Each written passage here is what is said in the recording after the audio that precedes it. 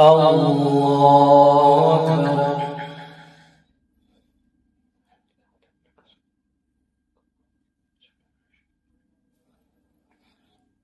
الحمد لله رب العالمين الرحمن الرحيم مالك يوم الدين إياك نعبد وإياك نستعين اهدنا الصراط المستقيم صراط الذين أنعمت عليهم غير المغضوب عليهم ولا الضالين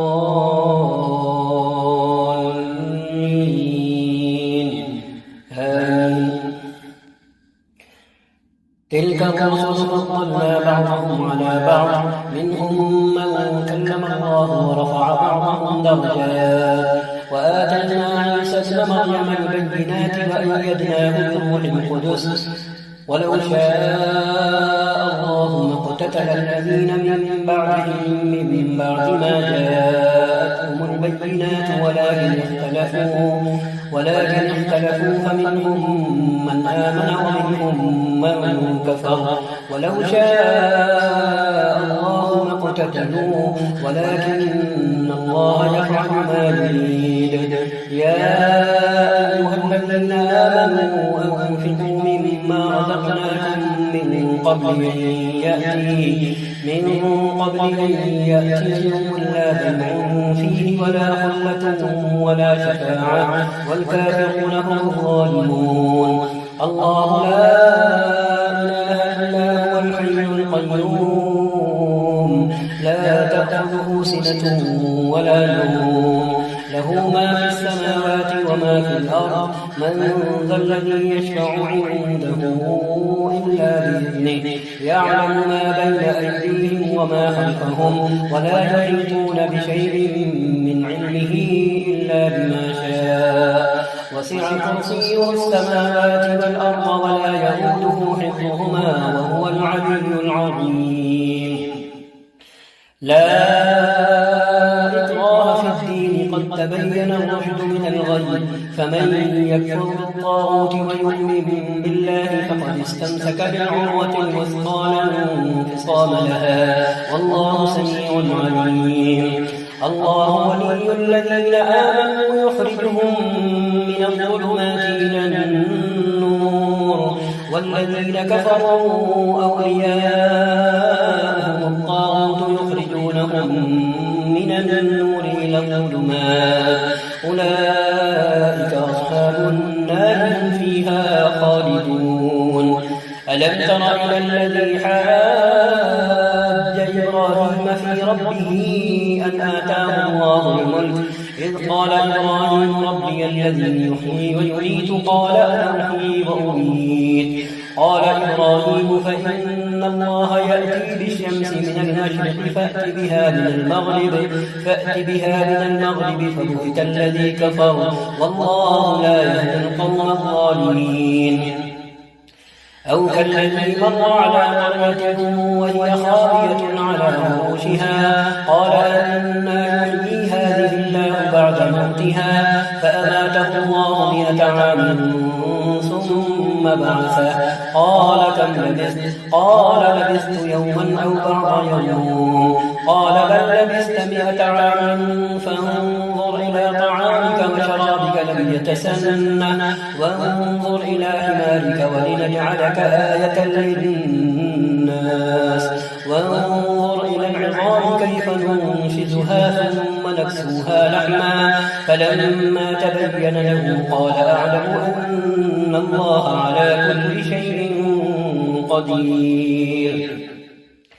وإذ قال إبراهيم رب أرني كيف تحيي الموتى قال أولم تؤمن قال بلى ولكن ليطمئن قلبي قال فخذ 4 من الطير فصرهن إليك ثم اجعل على كل جبل منهن جزءا ثم ادعهن يأتينك سعيا ثم ادعهن يأتينك سعيا واعلم أن الله عزيز حكيم.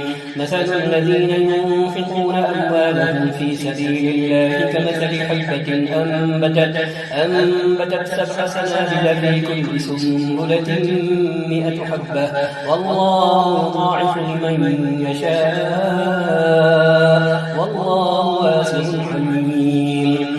الذين ينفقون أموالهم في سبيل الله ثم لا يتبعون ما أنفقوا منا ولا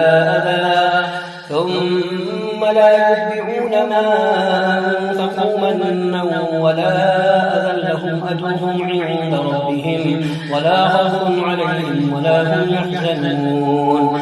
قول معروف ومغفرة خير من صدقة يتبعها أذى والله غني حليم. يا أيها الذين آمنوا لا تبطلوا صدقاتكم بالمن والأذى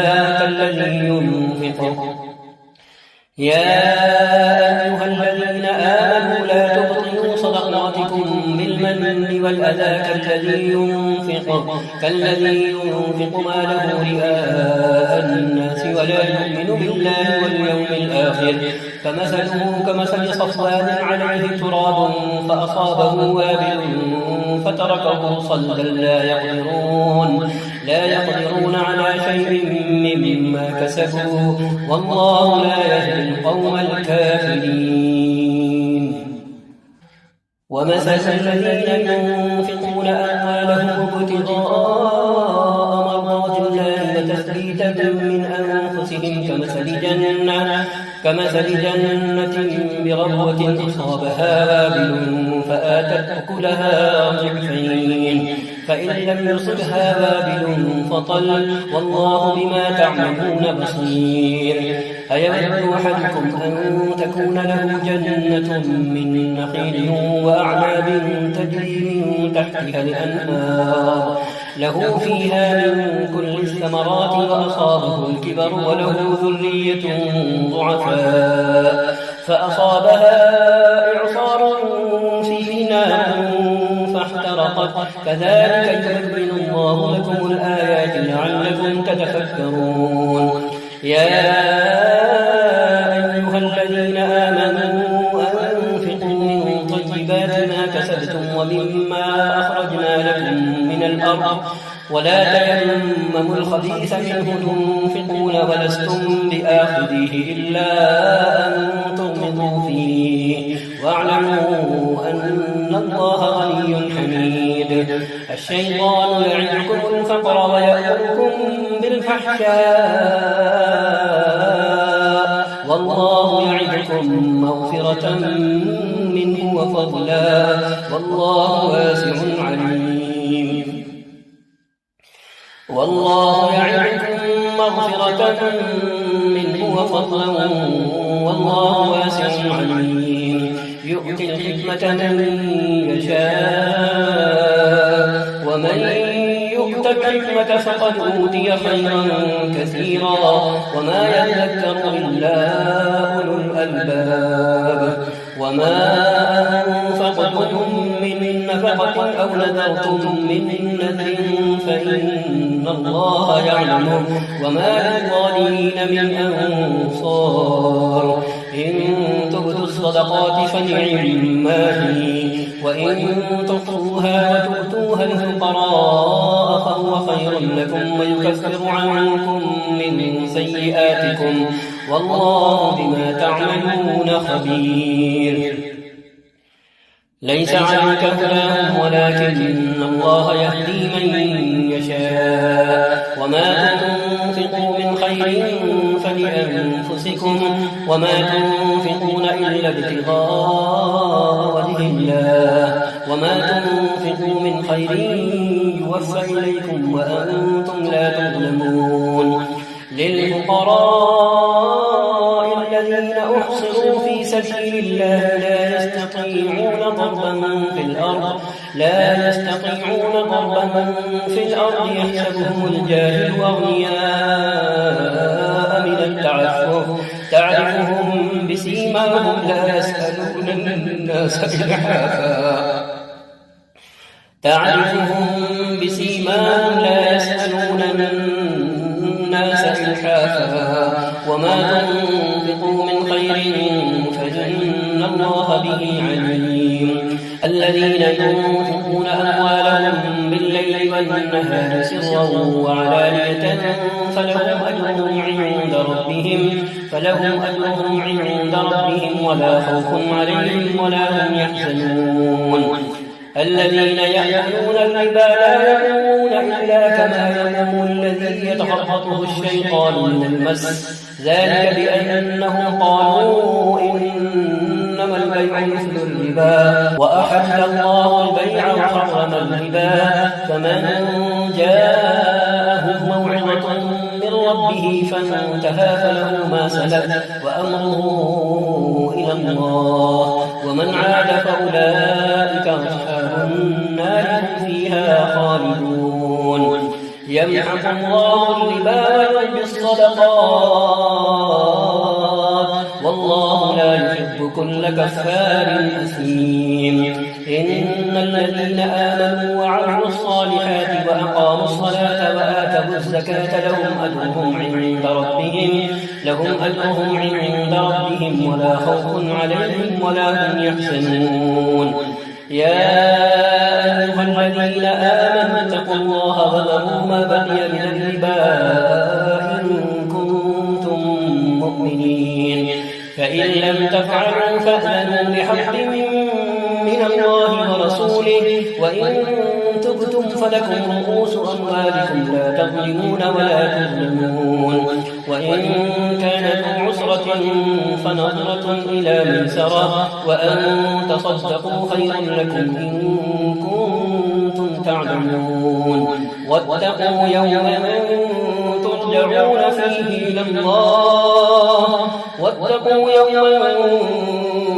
ترجعون فيه إلى الله ثم توفى كل نفس ما كسبت وهم لا يظلمون يا أيها الذين آمنوا إذا تداينتم بدين إلى أجل مسمى فاكتبوه وليكتب بينكم كاتب بالعدل ولا يأب كاتب أن يكتب كما علمه الله فليكتب وليملل الذي عليه الحق وليتق الله ربه ولا يبخس منه شيئا فإن كان الذي عليه الحق سفيها أو ضعيفا أو لا يستطيع أن يمله فليملل وليه بالعدل واستشهدوا شهيدين من رجالكم فإن لم يكونا رجلين فرجل وامرأتان ممن ترضون من الشهداء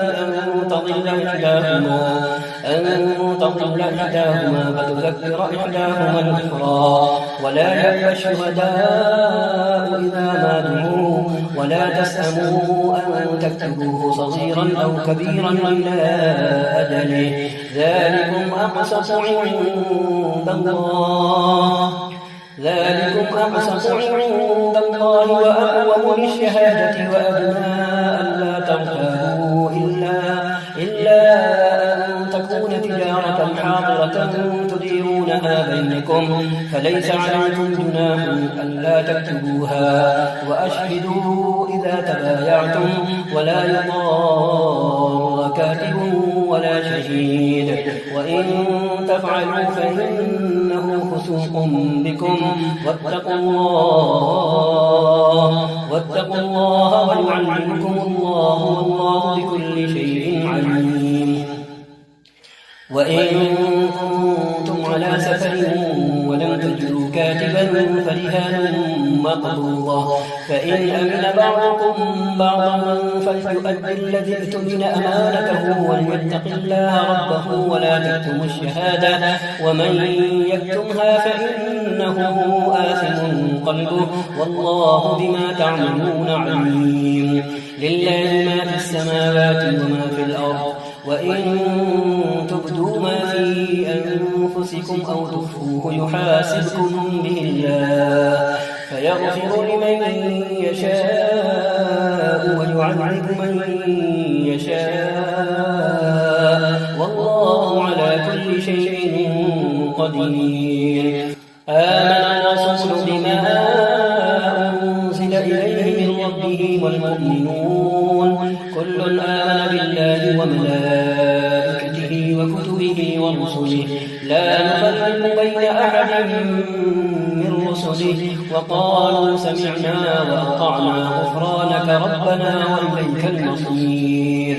لا يكلف الله نفسا إلا وسعها لها ما كسبت وعليها ما اكتسبت ربنا لا تؤاخذنا إن نسينا أو أخطأنا ربنا ولا تحمل علينا إصرا كما حملته على الذين من قبلنا ربنا ولا تحملنا ما لا طاقة لنا به واعف عنا واغفر لنا وارحمنا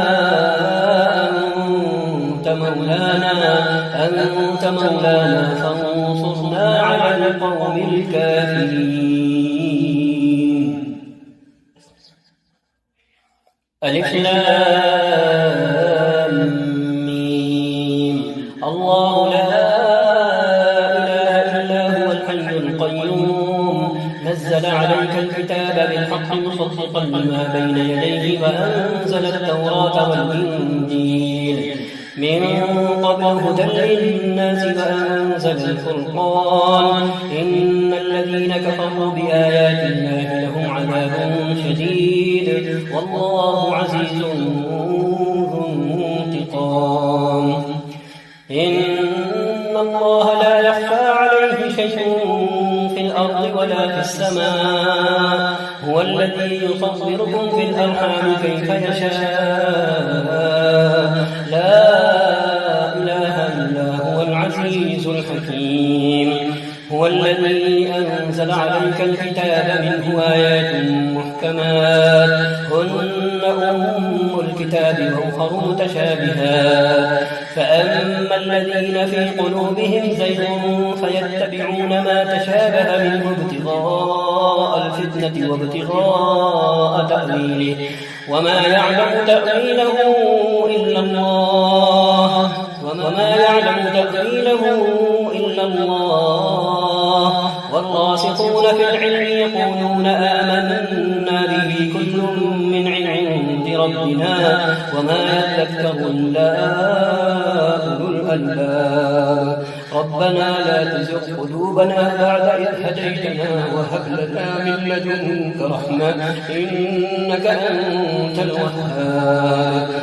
ربنا لا تزغ قلوبنا بعد إذ هديتنا وهب لنا من لدنك رحمة إنك أنت الوهاب. ربنا إنك جامع الناس ليوم لا ريب فيه إن الله لا يخلف الميعاد. إن الذين كفروا لن تغني عنهم أموالهم ولا أولادهم من الله شيئا وأولئك هم وقود النار. كدأب آل فرعون والذين من قبلهم كذبوا بآياتنا فأخذهم الله بذنوبهم والله شديد العقاب.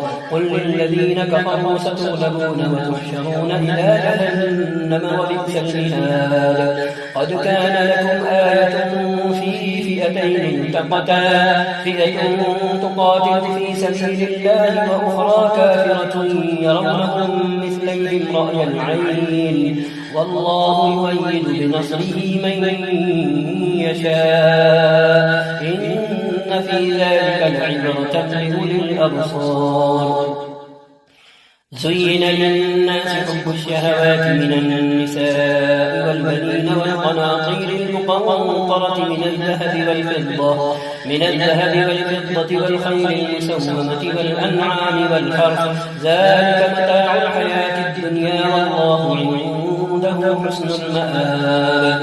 قل أنبئكم بخير من ذلكم للذين اتقوا عند ربهم جنات تجري من تحتها الأنهار خالدين فيها وأزواج مطهرة ورضوان من الله والله بصير بالعباد.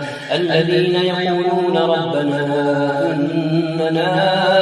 آمنا فاغفر لنا ذنوبنا وقنا عذاب النار الصابرين والصادقين والقانتين والمنفقين والمستغفرين بالأسحار شهد الله أنه لا إله إلا هو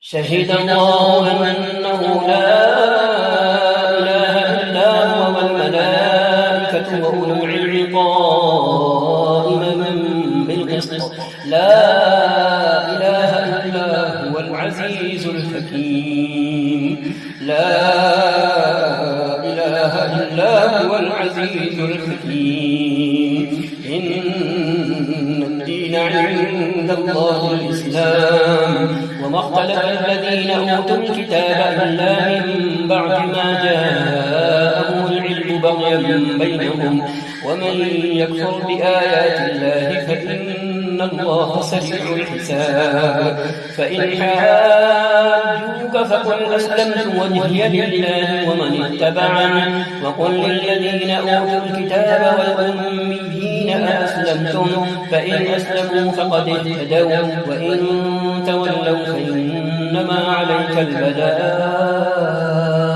والله بصير بالعباد إن الذين يكفرون بآيات الله ويقتلون النبيين بغير حق ويقتلون الذين يأمرون بالقسط من الناس فبشرهم بعذاب أليم أولئك الذين حبطت أعمالهم في الدنيا والآخرة وما لهم من ناصرين ألم تر إلى الذين أوتوا نصيبا من الكتاب يدعون إلى كتاب الله ليحكم بينهم ثم يتولى فريق منهم وهم معرضون ذلك بأنهم قالوا لن تمسنا النار إلا أياما معدودات وغرهم في دينهم ما كانوا يفترون فكيف إذا جمعناهم ليوم لا ريب فيه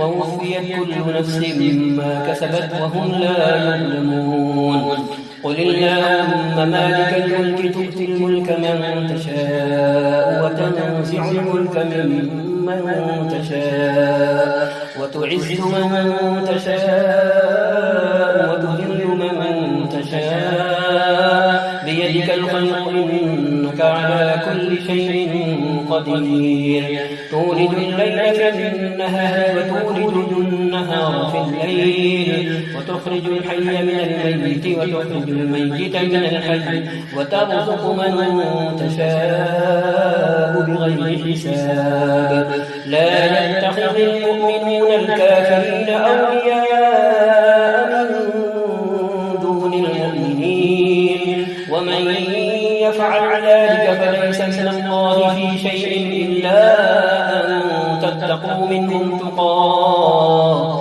ويحذركم الله نفسه وإلى الله المصير قل إن تخفوا ما في صدوركم أو تبدوه يعلمه الله ويعلم ما في السماوات وما في الأرض والله على كل شيء قدير يوم تجد كل نفس ما عملت من خير محضرا وما عملت من سوء تود لو أن بينها وبينه أمدا بعيدا ويحذركم الله نفسه والله رؤوف بالعباد قل إن كنتم تحبون الله فاتبعوني يحببكم الله ويغفر لكم ذنوبكم والله غفور رحيم قل أطيعوا الله والرسول فإن تولوا فإن الله لا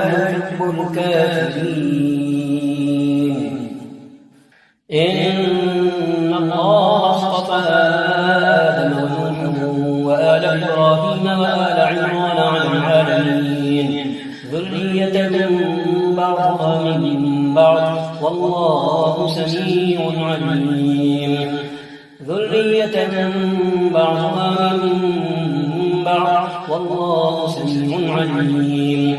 إذ قالت امرأة عمران رب إني نذرت لك ما في بطني محررا فتقبل مني إنك أنت السميع العليم.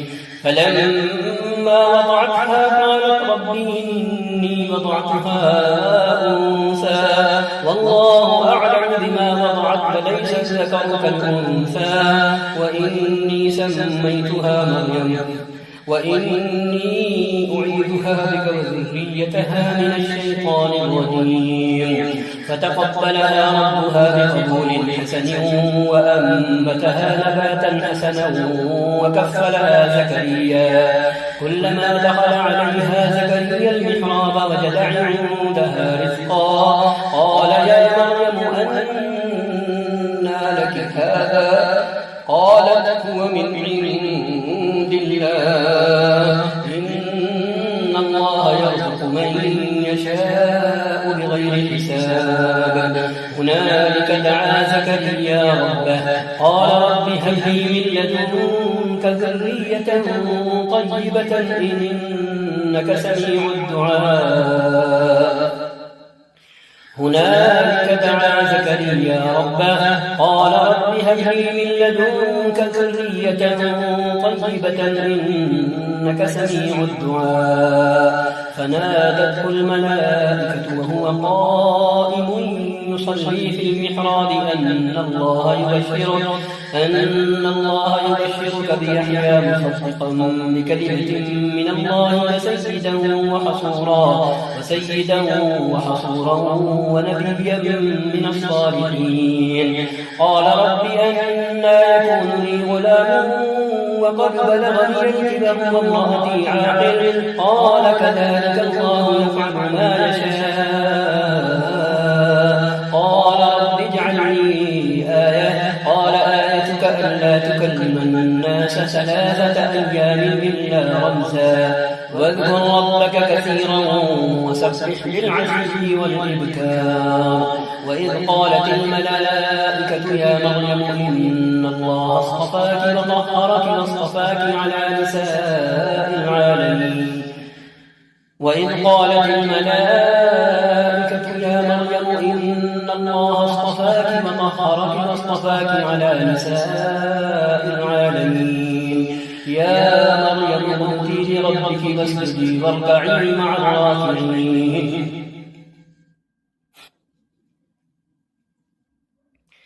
يا مريم اقنتي لربك واسجدي واركعي مع الراكعين. ذلك من أنباء الغيب نوحيه إليك وما كنت لديهم إذ يلقون أقلامهم أيهم يكفل مريم وما كنت لديهم إذ يختصمون.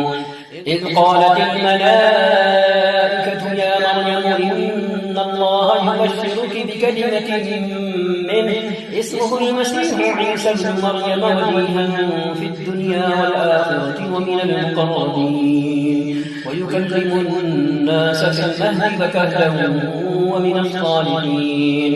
قال رب أنى يكون لي ولد ولم يمسسني بشر قال كذلك الله يخلق ما يشاء إذا قضى أمرا فإنما يقول له كن فيكون.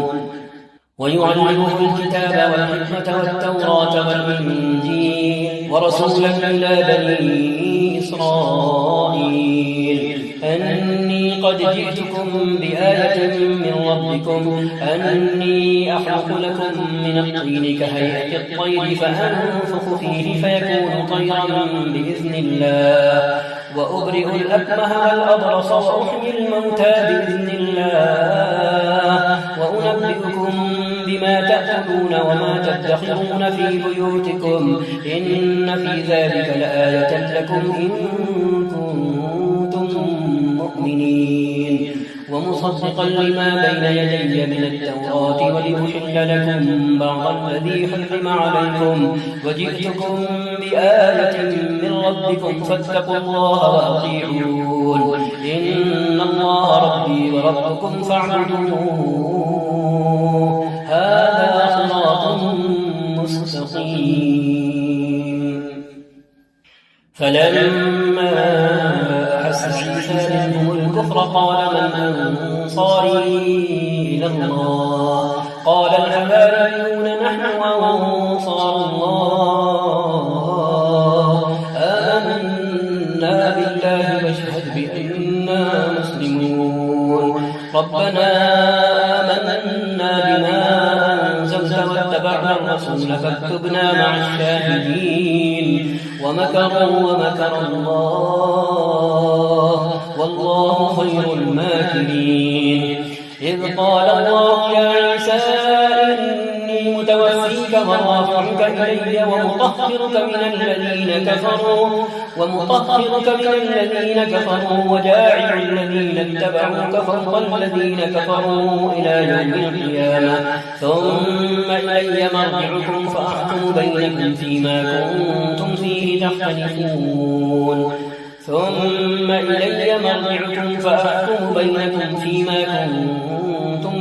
تختلفون. فأما الذين كفروا فأعذبهم عذابا شديدا في الدنيا والآخرة وما لهم من ناصرين.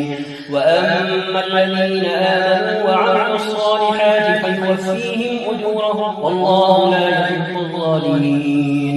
ذلك نتلوه عليك من الآيات والذكر الحكيم. إن مثل عيسى عند الله كمثل آدم خلقه من تراب ثم قال له كن فيكون. الحق من ربك فلا تكن من الممترين. فمن حاجك فيه من بعد ما جاءك من العلم فقل تعالوا ندعو أبناءنا وأبناءكم ونساءنا ونساءكم وأنفسنا وأنفسكم ثم نبتهل فنجعل لعنة الله على الكاذبين. إن هذا لهو القصص الحق وما من إله إلا الله. إن هذا لهو القصص الحق وما من إله إلا الله وإن الله لهو العزيز الحكيم. فإن تولوا فإن الله عليم بالمفسدين.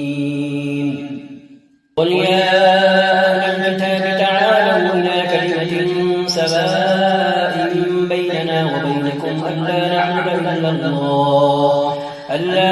إلا الله ولا نشرك به شيئا ولا يتخذ بعضنا بعضا أربابا من دون الله.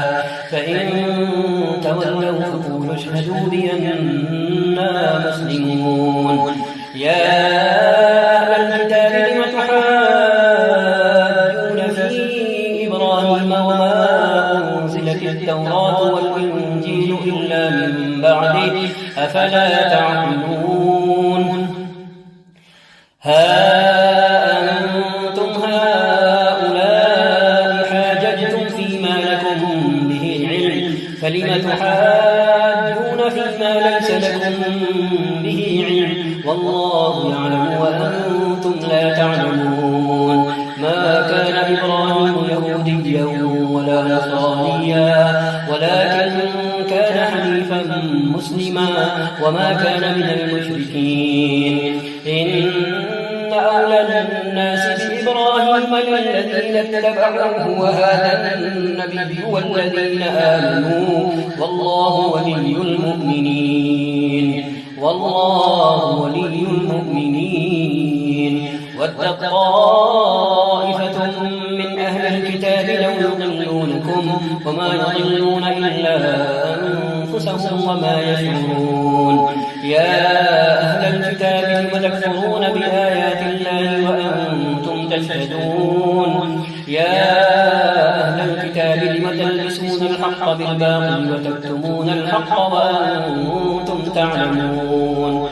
وقالت طائفة من أهل الكتاب آمنوا بالذي أنزل على الذين آمنوا وجه النهار واكفروا آخره لعلهم يرجعون ولا تؤمنوا إلا لمن تبع دينكم قل إن الهدى هدى الله أن يؤتى أحد مثل ما أوتيتم أو يحاجوكم عند ربكم قل إن الفضل بيد الله يؤتيه من يشاء والله واسع عليم يختص برحمته من يشاء والله ذو الفضل العظيم ومن أهل الكتاب من تأمن بقنطار يؤديه إليك ومنهم من تأمن بدينار لا يؤديه إليك إلا ما دمت عليه قائما ذلك بأنهم قالوا ليس علينا في الأميين سبيل ويقولون على الله الكذب وهم يعلمون بلى من أوفى بعهده واتقى فإن الله يحب المتقين بلى من أوفى بعهده واتقى فإن الله يحب المتقين إن الذين يشترون بعهد الله وأيمانهم ثمنا قليلا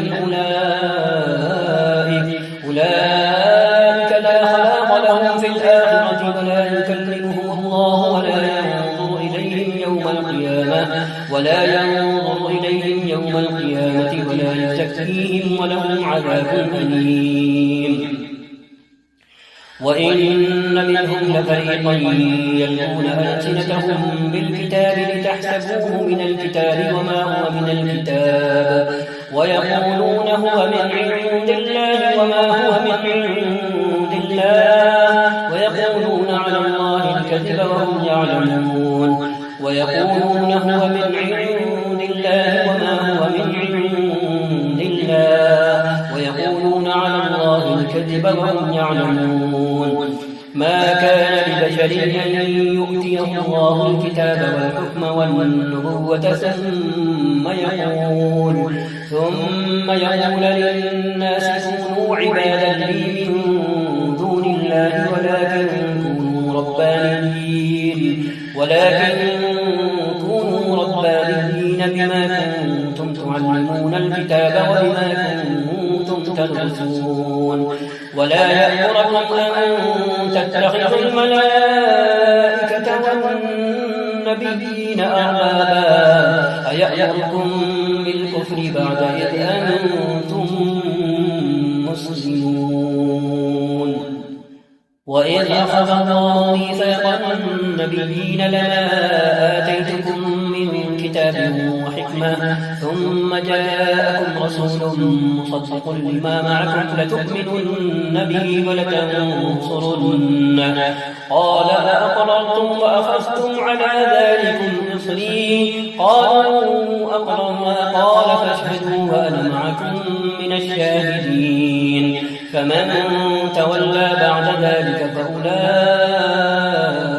هم الفاسقون أفغير دين الله يبغون وله أسلم من في السماوات والأرض طوعا وكرها وإليه يرجعون قل آمنا بالله وما أنزل علينا وما أنزل على إبراهيم وإسماعيل وإسحاق ويعقوب والأسباط وما أوتي موسى وعيسى والنبيون من ربهم لا نفرق بين أحد منهم ونحن له مسلمون ومن يبتغ غير الإسلام دينا فلن يقبل منه وهو في الآخرة من الخاسرين كيف يهدي الله قوما كفروا بعد إيمانهم وشهدوا أن الرسول حق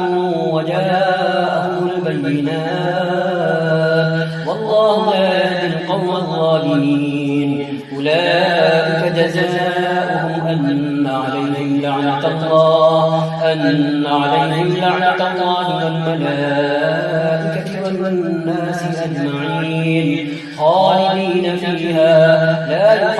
عنهم العذاب ولا هم ينظرون إلا الذين تابوا من بعد ذلك وأصلحوا فإن الله غفور رحيم إن الذين كفروا بعد إيمانهم ثم ازدادوا كفرا لن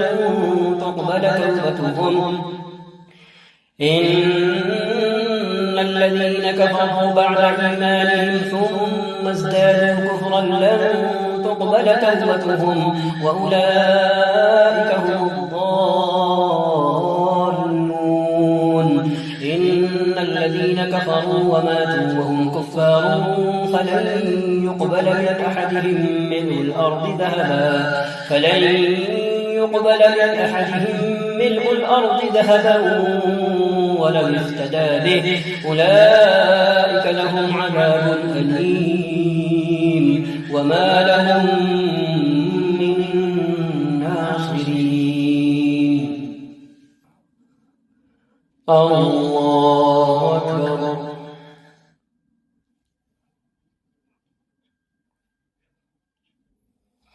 الحمد لله رب العالمين الرحمن الرحيم مالك يوم الدين إياك نعبد وإياك نستعين اهدنا الصراط المستقيم صراط الذين أنعمت عليهم غير المغضوب عليهم ولا الضالين آمين. ألم نشرح لك صدرك ووضعنا عنك وزرك الذي أنقض ظهرك ورفعنا لك ذكرك فإن مع العسر يسرا فإذا فرغت فانصب وإلى ربك فارغب. الله أكبر. الحمد لله رب العالمين الرحمن الرحيم مالك يوم الدين إياك نعبد وإياك نستعين اهدنا الصراط المستقيم صراط الذين أنعمت عليهم غير المغضوب عليهم ولا الضالين آمين. إذا جاء نصر الله والفتح ورأيت الناس يدخلون في دين الله أفواجا فسبح بحمد ربك واستغفره إنه كان توابا. الله أكبر. الحمد لله رب العالمين الرحمن الرحيم مالك يوم الدين إياك نعبد وإياك نستعين اهدنا الصراط المستقيم صراط الذين أنعمت عليهم غير المغضوب عليهم ولا الضالين آمين. قل هو الله أحد الله الصمد لم يلد ولم يولد ولم يكن له كفوا أحد. الله أكبر. سمع الله لمن حمده. اللهم اهدنا فيمن هديت وعافنا فيمن عافيت وتولنا فيمن توليت وبارك لنا فيما أعطيت وقنا برحمتك واصرف عنا شر ما قضيت إنك تقضي ولا يقضى عليك إنه لا يذل من واليت ولا يعز من عاديت تباركت ربنا وتعاليت نستغفرك ونتوب إليك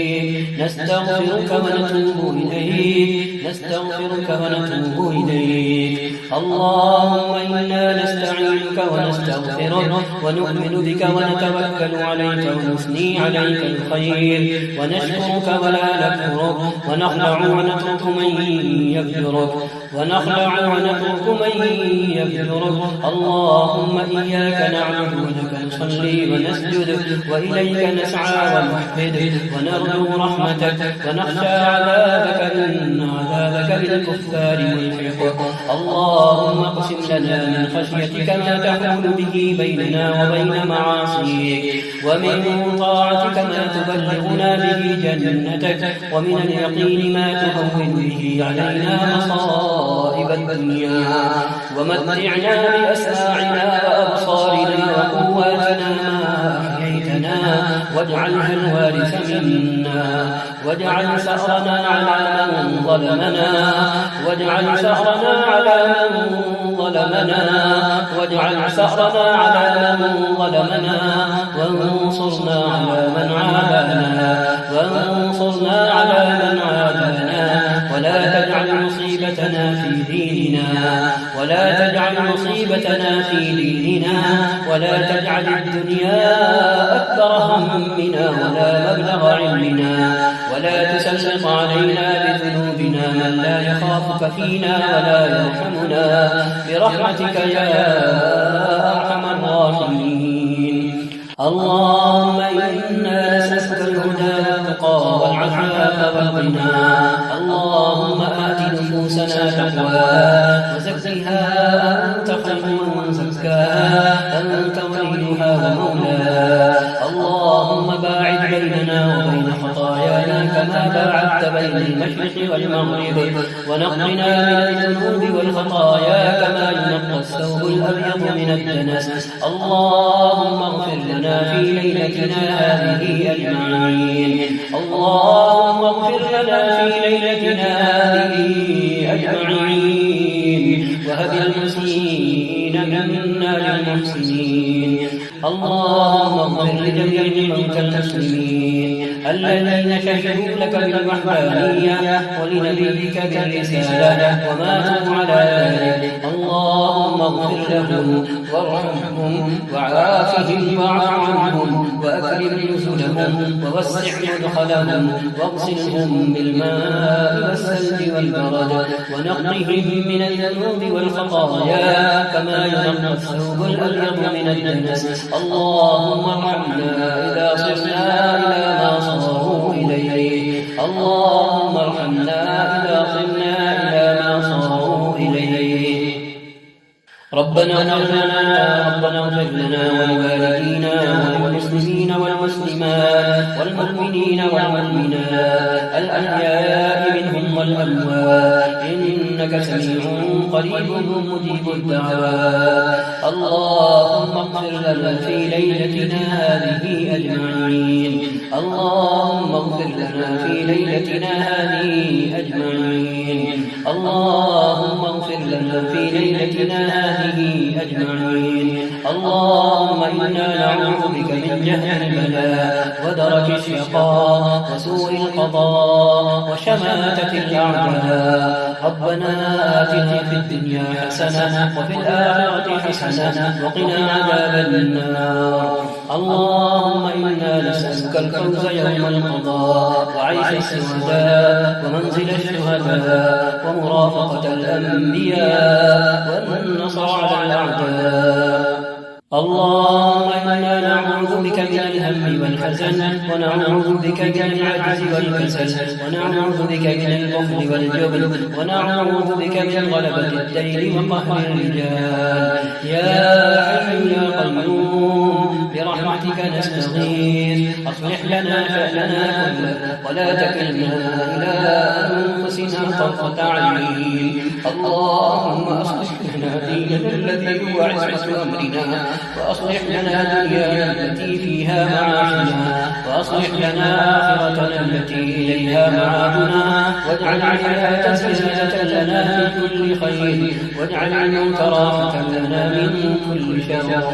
اللهم مالك الملك تؤتي الملك من تشاء وتنزع الملك ممن تشاء وتعز من تشاء وتذل من تشاء بيدك الخير إنك على كل شيء قدير. تولج الليل في النهار وتولج النهار في الليل وتخرج الحي من الميت وتخرج الميت من الحي وترزق من تشاء بغير حساب. يا رحمن الدنيا والآخرة ورحيمهما.